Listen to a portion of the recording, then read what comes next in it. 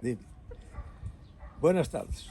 Eu son o pai de Jesús Gómez Antelo, aquel que se presentou polo Bloque para o Senado. E, como vos dixen que vos había de agradecer se todos mandaban o seu voto, pois agora quero cumplir a miña promesa.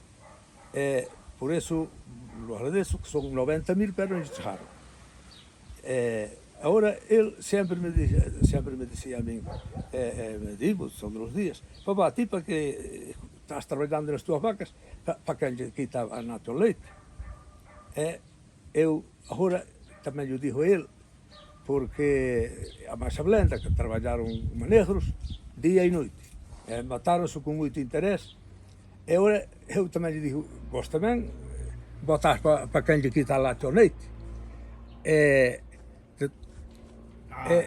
De todos os modos, como sempre, aquí sei eu que a xente aquí votan a moitos a quen lle quitar lata o leite.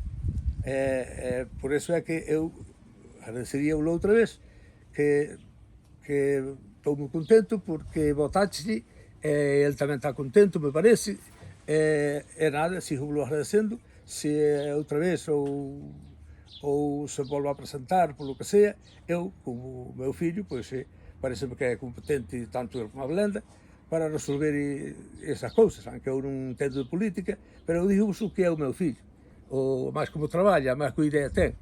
Ele, a Blenda e todo, pois ten un corazón moi ancho, moi amplio para que eso salga todo ben. Nada máis, moitas gracias, e outra vez, eu quero que lo poida agradecer outra vez, case outras votacións. Moitas gracias, adiós, feliz.